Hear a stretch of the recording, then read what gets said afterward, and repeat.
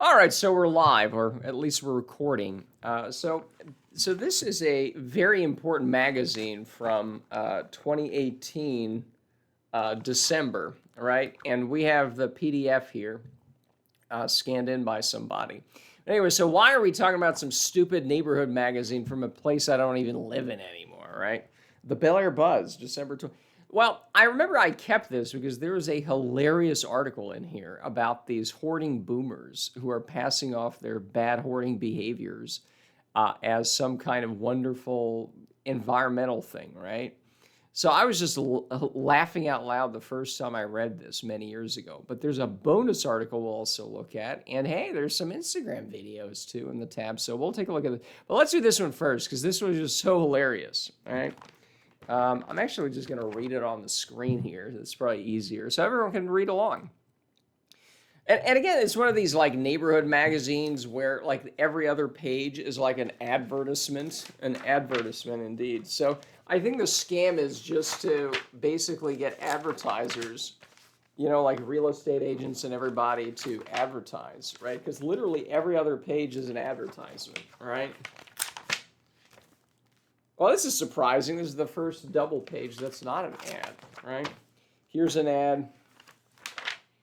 This is all an ad. This is probably an ad too here, right? So anyways, this is the thing. They sometimes it's a glossy paper, I think we get something like this here, although I don't remember these personal touch articles or whatever. But anyway, so let's see this. So going green, more joy, less waste. And hopefully I'll be laughing because I saved this magazine. I said, anyways, holidays are a time for giving, and increasingly people are thinking about more about ways to give back to the non-human inhabitants of our planet. Mindful of the fact that we're generating 1 million tons of extra garbage in that month-long space between Thanksgiving and Christmas, that our runaway consumption is causing alarming devastation to the biosphere. So you gotta guilt trip people immediately, oh, it's all shit, everything's turning to crap because of, I don't know, more presents or something. We caught up with 3 Buzz area residents who have been asking themselves a serious question for a long time. How can we slow down amid our holiday frenzy to share our Yuletide cheer in a way that supports human creativity and true sharing instead of industries that are harming the environment? Well, the other thing is half the ads in here, or half the pages are ads, so maybe if you bought less of this stuff, right? What is it? Let's see here. So in the spirit of buying less stuff, 2018 Hollywood gift holiday gift guide, right? So it's okay, whatever. This article kind of undermines the right. Anyways, let's continue. Yvonne Jacobs is a master at repurposing and upcycling, and the holidays give her ample material. So before the holidays, she goes to the Home Depot dumpster and loads upon green bows pruned from Christmas trees and takes them home to create fresh wreaths and a fragrant holiday table arrangement. So Yvonne has people over for Christmas, or right after Christmas, right? She has this rotting Christmas trees as wreaths in the middle of her table. It is insane. I don't know I don't know if the Buzz magazines I don't know if it's a local thing, because it's locally labeled, but I don't know if they just have a whole nationwide thing where they make it seem local. But the point is, if you look at these people's houses, I'm sure it's very expensive. It has the 10-foot door on it or something, right? So Yvonne is literally going to the Home Depot dumpster to dig out old Christmas trees to put on the table. Yeah. So someone goes over and it's oh, Yvonne, how did you get this wreath? It's well, I went to the Home Depot dumpster. Do you like it? It's a fragrant smell.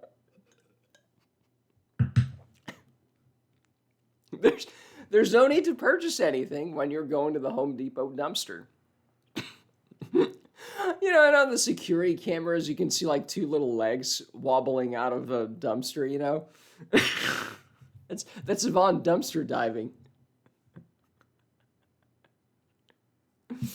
There's no need to purchase anything. She has stocked up in previous years. So she's piling up the Christmas trees from Home Depot.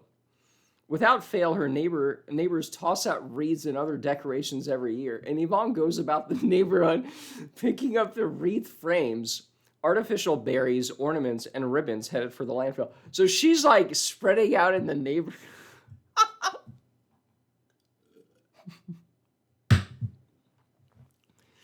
You know, Yvonne is on everyone's Ring doorbell, you know. It's She typically finds trees thrown out to the curb, still strung with lights and hung with ornaments, which she collects and gives away, so that trees can be picked up for recycling. So again, she's like untangling the Christmas. I think Yvonne needs to come to my yard and like untangle the old stuff. Yeah, just let Yvonne go to town with a chainsaw in my backyard, and she could cut out all the old trees that are kind of dying, right? All right, Yvonne's stocking stuffers and gifts to family and friends are always consumable. She likes to give homemade gifts, tickets to events, or the gift of her time. Yeah, it's like, here's a coupon for going dumpster diving with me for Christmas trees. No, this stuff's hilarious. These people are living like in a multi-million-dollar home, and Yvonne is going dumpster diving, and proudly so. You know, they're not even like, you know, like those intervention shows, there's hoarders, right? On hoarders, it's like the spectacle of looking at these filthy people. And of course, they can't afford a cleanup, so that's the deal, right? Is they basically get to be made a spectacle, but all right, fine. You'll get like tens of thousands of dollars worth of handouts of, you know, because you don't have to pay for that. But she's just proudly like, she's just proud about it. She doesn't want any free help. No, the spectacle is just her. Now, I don't know how messy her home is, but oh man, it might be time for, speaking of reducing stuff, man, the nose hairs they keep talking about, they just keep growing back. Anyways, let's see here. She likes to give homemade gifts, coupons for dumpster diving. Yvonne is more aware than most of the enormous impact our waste is having on the planet. As a 17-year member of the West University Solid Waste Reduction. Okay, West University was the little town or the little city right next to Bel Air, so it is a local. And recycling board, she's made it her business to find out and to share that information. Her scavenger hunt is done with a sense of purpose and a double mission, decreasing waste and slowing the advance of climate change. I'm sure that if you're going dumpster diving for stuff, again, it's just, everything is just this climate change stuff, right? It's like, I'm going dumpster diving. This will be for climate change. It's like, I have no idea how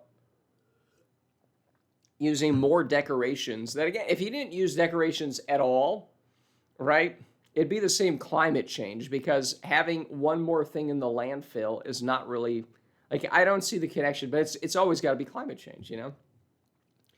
What she can't use goes to the local Goodwill. So after basically even being able to repurpose Christmas trees, Yvonne just can't do something. So that super garbage gets dumped on Goodwill, right? Or another favored donor that is always hungry for anything potentially upcyclable, Texas Art Asylum. Well, an asylum indeed, you know? No, Yvonne is like, it's actually a real asylum, but they tell her it's an art asylum. It's like, yes, Yvonne, it's just bring in the the art, and yes.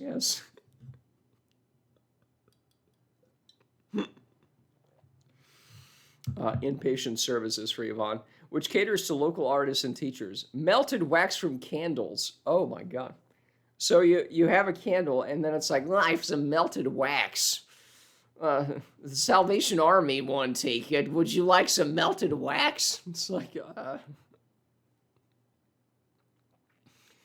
used ribbons and string and wrapping paper, foam packing material.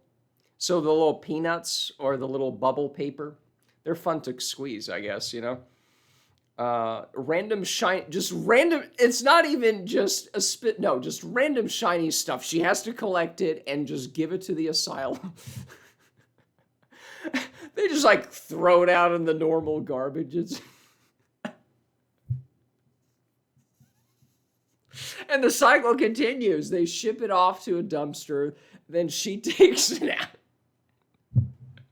This stuff is just so funny. All of it can be repurposed. Well, you could just throw it away. People just need to think twice. Can someone else use it?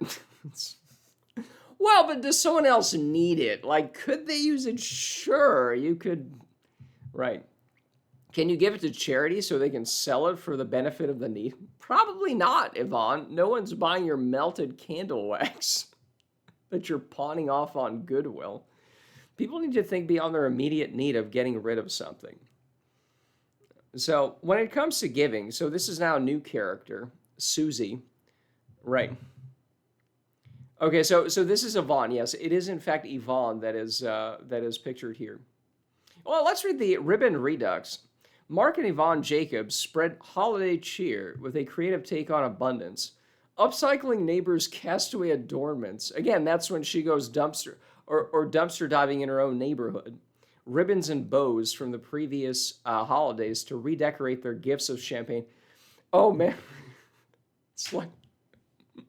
So she gives the gifts on, or the ribbons and the pine cones are remade. Okay, fine.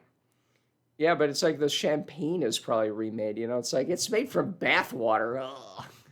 It's just, no. But look at how proud they are. They're like, here's their bathwater champagne.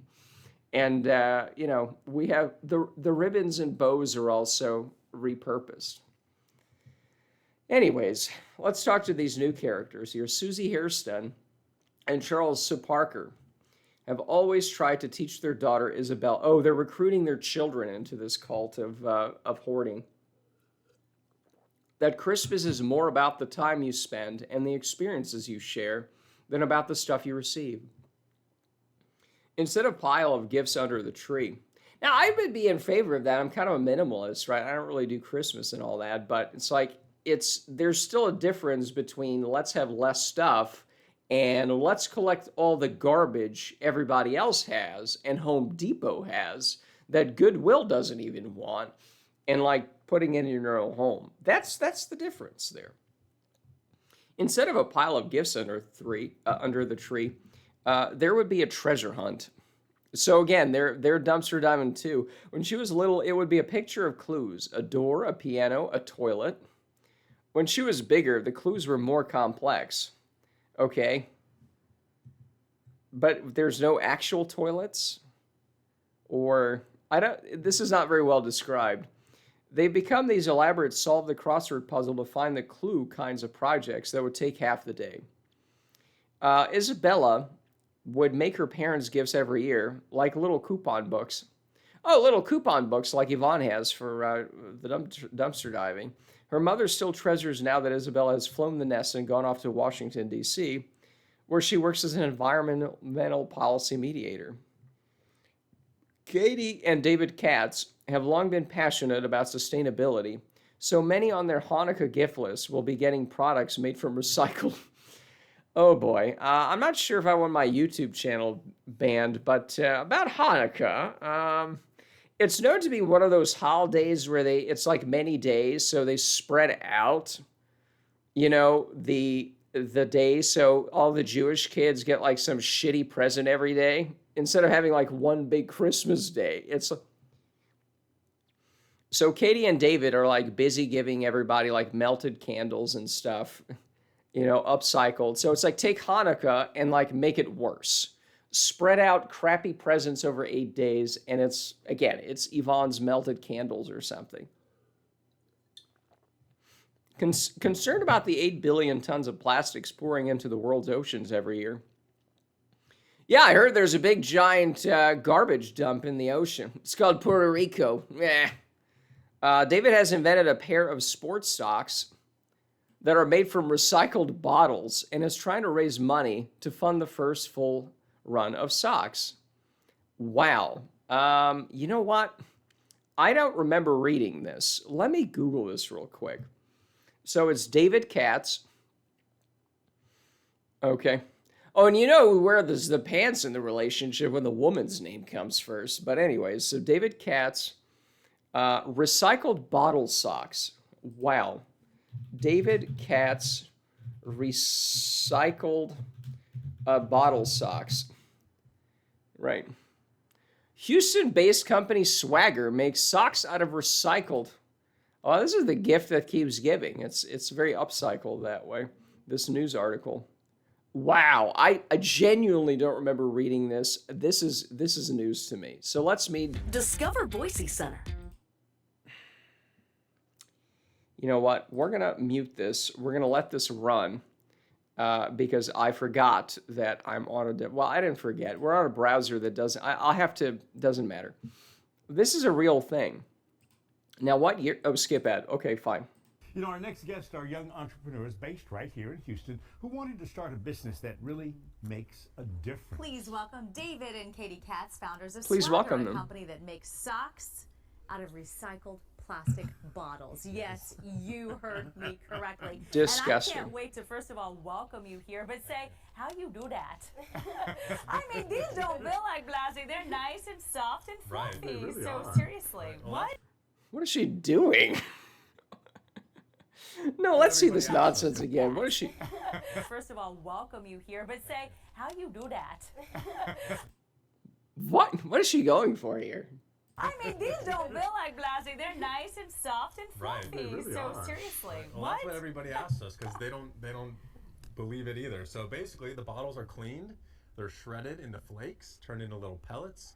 Those pellets are melted, turned into yarn, and we take that yarn and we make socks with them. I can't believe it. That is so cool. Okay, so this is in 2019, by the way. Something that is hard and Right. petroleum based Right.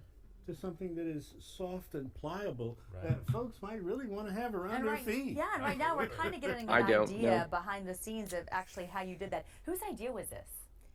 So, Right here, looking at ya. right. So, you know, we've always been very active and we can never find socks that fit right, that were durable and get holes in them, that were comfortable. And so we're like, you know what? Let's do it. We want to do it ourselves, but we want to do it in an environmentally friendly way. And so we came across this yarn, we put our spin on it, and lo and behold, here we are. I like that yarn and spin. Ha ha. I like that. Yeah, I Okay. think one of the things that surprises people the most about them is because they're made from plastic, you would think that your feet would get really stinky, but they're actually really breathable and comfortable, and that's actually the best product that Definitely. we've found for socks. And I think it's so Wow, neat that yeah. you live here, so you're local now, so people can really get a good chance to see them. Where can they find these socks? So on our website, getswaggr.com, and it's swagger without Got the E. The E. Yeah. Oh, it's like Twitter. Twitter didn't have an E in the old days, or an I. R. Okay, so this is 2019. The chances of this company still being in business is close to zero. So Swaggr socks. Oh, well, my hat's off to them if they've managed to survive. They have 2 reviews on the Amazon. Okay, Swaggr. Currently unavailable. Okay, never mind. They're probably bankrupt. Oh, well, there we go. Well, that's often how these things go. So apparently Swaggr socks were not a hit. You know, is there anything on Reddit? Is there anything on Swaggr socks Reddit? This is it over here.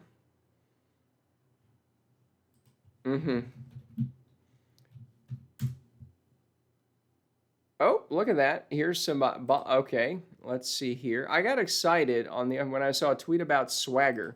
Swaggr are athletic socks made entirely from plastic. So no one cares. No one cares. Twitter. Now, Twitter makes you log in, so that might be an issue.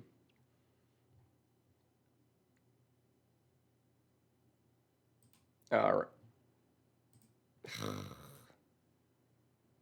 Okay, what's the way? It was getswaggr.com. Now, that one, we already have the website, right? We already went to Get Swaggr. Was that it? Okay, hold on. No, this is very important stuff.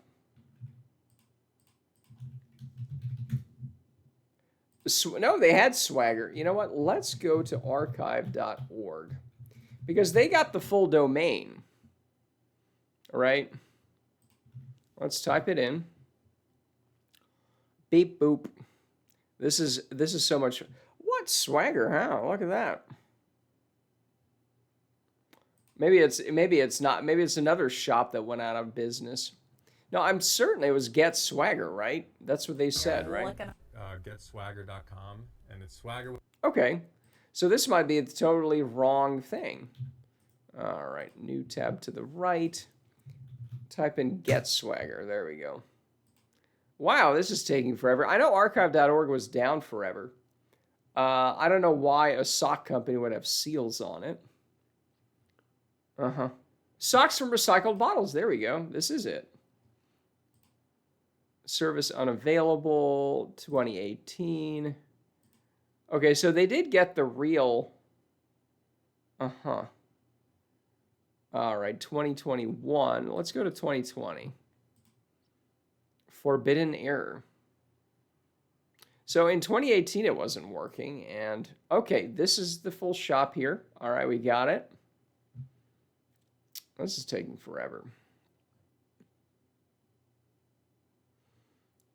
Well, they went out of business. I mean, I guess it's not that interesting. You know what? Hold on. Let's see.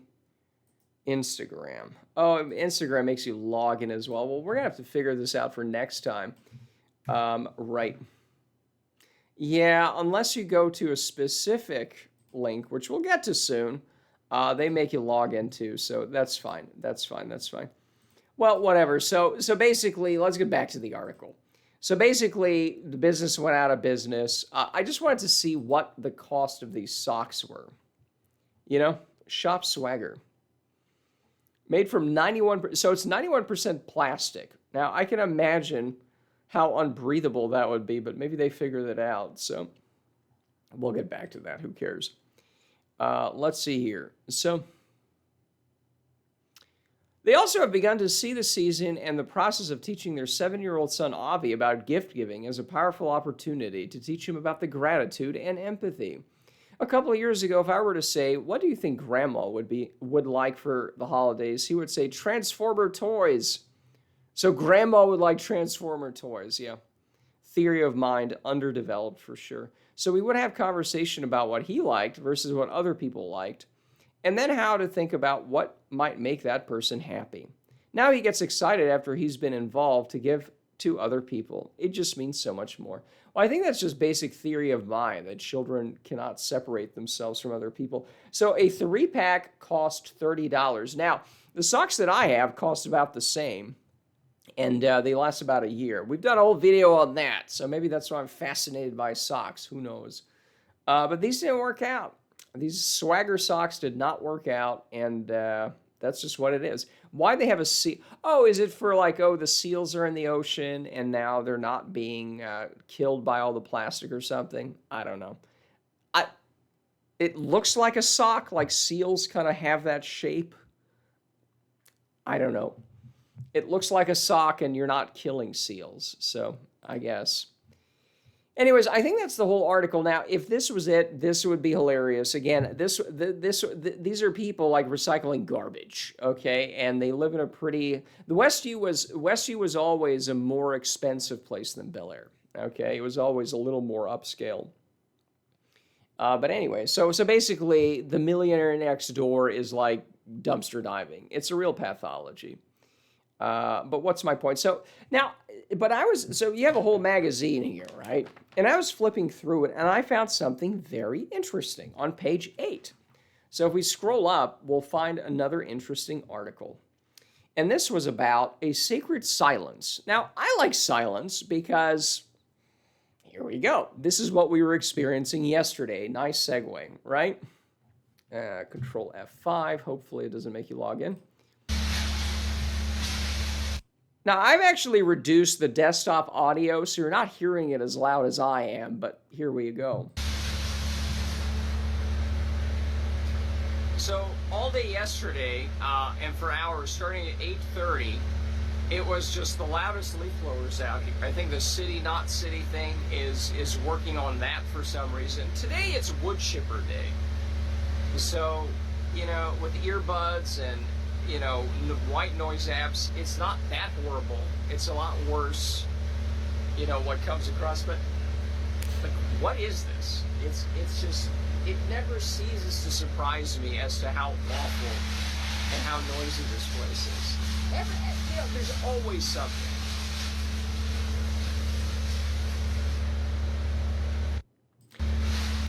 So yeah, that's basically it. So I like silence. Now has Cindy over here. Cindy, has she figured this out? Okay, has she figured out the antidote to all this noise? And maybe she has. Let's read it now. So this is from 2018. Memo to the world at year's end. My favorite time is always that quiet week between Christmas and New Year's Day. I tend to migrate to about 5 acres of cactus, deer, and rocky soil that slope to a dry creek bed, which once was a spring that fed the Guadalupe River. Now it serves as a deer trail to the backyard of my maintenance-deprived house in Hunt, Texas. Now, Hunt, Texas, it's sort of to the west of Austin, so it's maybe 4 hours from about Houston, right? All right. It belonged to my dad and was worth less than he owed when he died. As the only child living in Texas, I accepted it as a peace offering in a contentious probate situation. While it would have made the most sense to unload it quickly, I kept it, stripped it of routine expenses like cable TV, the internet, telephone, and reluctantly, that nice guy who kept Dad's deer feeder full of corn. That leaves cell phones, running water, and electricity. But essentially, Hunt is a place to unplug. I'll call it Amish-lite. Now, that's interesting that electricity is Amish-lite, but all right, we get it. It took some getting used to, for sure. But in time, a sacredness emerged in the silence. So no internet, no phone. Now, she does have a phone. She doesn't have, internet like, who has landline phones anyways? And I guess you can get mobile internet out there. It doesn't seem that deprived, but whatever. But in time, a sacredness emerged in the silence.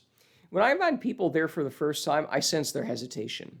It's like I'm inviting them into outer space, as if a house without cable or the internet is not capable of sustaining human habitation. But when it's time to leave, they inevitably say, I don't miss TV at all. This place has a way of casting a spell on you. Someone said, in my retirement fantasy, this is where I will write. Speaking of fantasies, what if some person of no particular importance wrote a memo that ended up going viral? Of course, the whole world won't instantly heed it because you need conflict to make it a good story. But a good chunk of us would, and a good chunk would have a decidedly positive impact on this tired old world. Maybe something like this.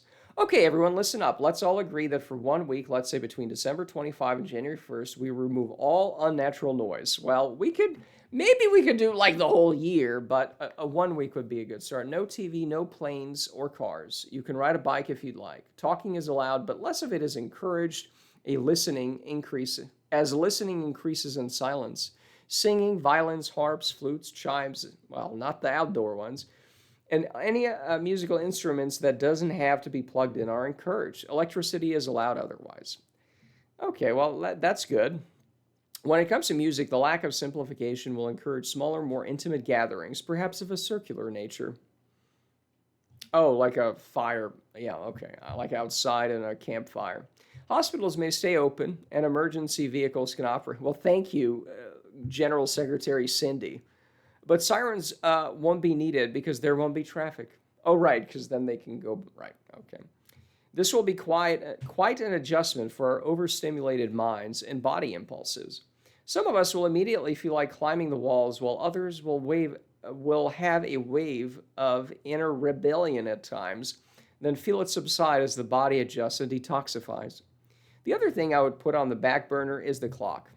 It would be necessary to use since there may be more time to catch up with people and plan to meet someplace in an hour. But I'd like us to do less scheduling and leave a little more room for spontaneity. How will this be covered by the news media? Well, freedom is freedom, so they all do what they wish. But hopefully their reports will remind us of moments when we actually did come together momentarily, such as the 2 weeks after September 11th, when people of all religions sat in stunned silence to the words of Dr. Billy Graham, or when People from other countries cried and trembled while wrapped in American flags. How quickly we forget that even congressional leaders from opposing parties stood on the steps of the Capitol Hill, holding hands, looking like they really meant it. Another moment of reporting. Yay, terrorism! It's a great unifier, right? But anyways, another moment of reporting I appreciated was the total solar eclipse of 2017. I envied those who were there for the direct experience, but television and internet streaming provided a great moment of shared experience that brought the country together for those moments of complete silence and darkness. Whenever I think of selling Hunt, I recall that it is along the path of where the next total eclipse is scheduled to occur on this continent, April 8, 2024. So that already happened, and that was kind of a big deal. Here in the Houston area, it was just cloudy. Yeah, basically people got nothing, and it was kind of out of the path as well, but it was a pretty cloudy day. I look up at that path just now, and Hunt is not just along it, it's smack dab in the center of it.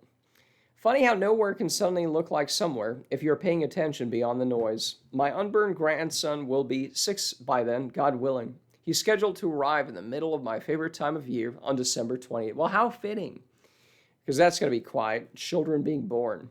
Maybe someone will write a memo and the world will be better by then. So anyways, this caught my eye because the first time I was looking at the hoarding boomers, I never saw this article in there, you know? And I'm like, hey, I want some quiet. So I actually looked up this property. I found it. And you know, I'm always like, oh, you know, you can buy 5 acres in the middle of nowhere, and they advertise it on the real estate sites, and they're like, oh, 5 acres unrestricted. But the problem is, if you have 5 acres unrestricted, somebody next to you has 5 acres unrestricted. Now, based on the name and everything, I'm 100% certain I looked up where this property is. And I don't want to dox this person. That's not what it's about. But I'm looking at it right now in another window that hopefully is not coming through. No, it is not coming through at all. But I looked it up, and will you believe that this property, the acres listed is acres 5.06.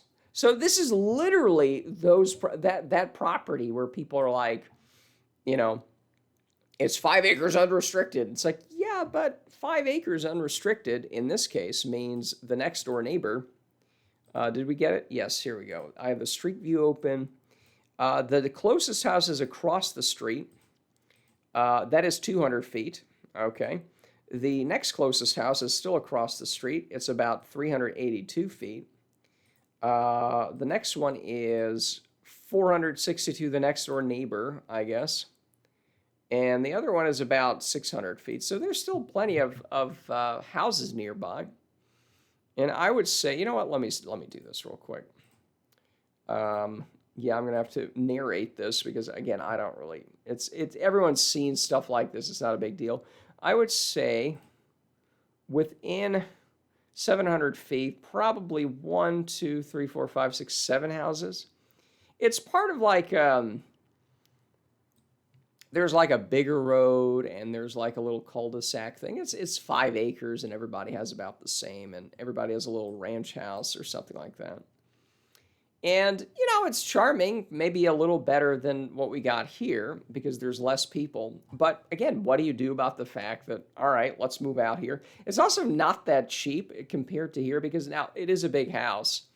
The property records list this at, what's the acreage? The property taxes are crazy out here, by the way, too. But they are saying this is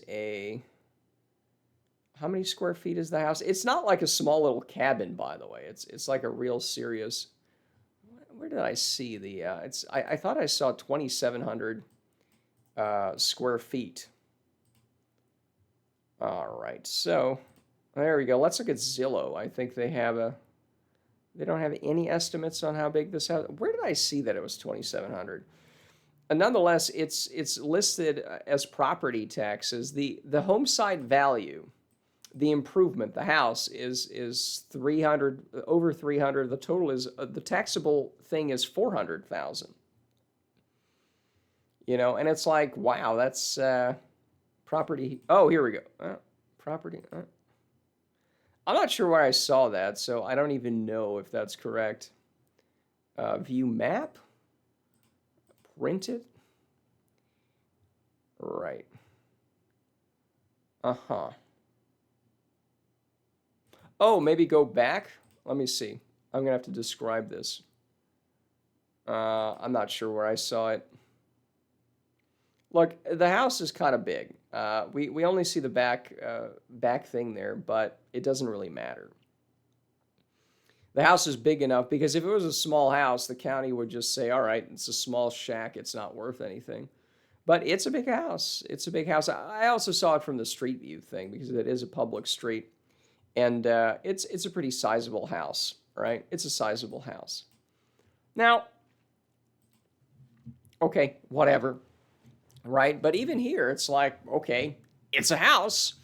It's not really in the middle of nowhere. This looks like, oh, it's 1,000 acres, and there's neighbors. There's neighbors. In fact, let me once again just see here. If you go back to the map view, there's a back neighbor. I mean, it's kind of hard to see. There might be a creek, but if you look at the nearest back neighbor, which I'm furiously trying to find here, measure distance, that's 800 feet away. So even if that guy's blowing his leaf blower, you can easily hear it, right? It's like, well, what stops that? You know? And again, that's just so even on just small little nuisance things like, I don't want to be hearing this bullshit, this is not a solution, right? Maybe it's better, maybe, it's only once a week, but again, it's the same thing. You can never really rely on that. And, right. So that's unfortunate. But I saw this, it looks kind of nice. I don't think she's selling, right? But just in general, what sort of things like this exist? And it's like, no, it's the typical, it's kind of far away from everything. It's not exactly the boonies. I mean, it kind of is, but the part about it is that it is sort of in the boonies. I'm looking at it right here. The nearest city, Kerrville. It's in Kerr County, I think. Now, how big is Kerrville? 24,000 people in the city. So it's not like there's probably a supermarket there or something, right? In fact, let me Google that. Kerrville supermarket.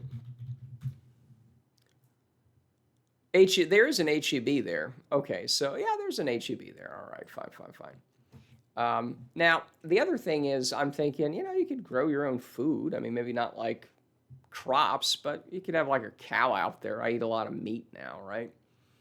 5 acres, maybe not much, but it's just, again, it's just this, there's really nothing out there. It's noise in the leaf blowerlands here, and it's kind of, you're in the middle of nowhere, but not really. You're still a little too close to things. You could still have the noisy neighbor, and you can't do anything about that, right? And, right. So anyways, so the hoarders were kind of funny. I kind of like that, and this was interesting to think about as well. It'd be nice to have a sacred silence somewhere, not just one day a week, or one week a year, but really full time.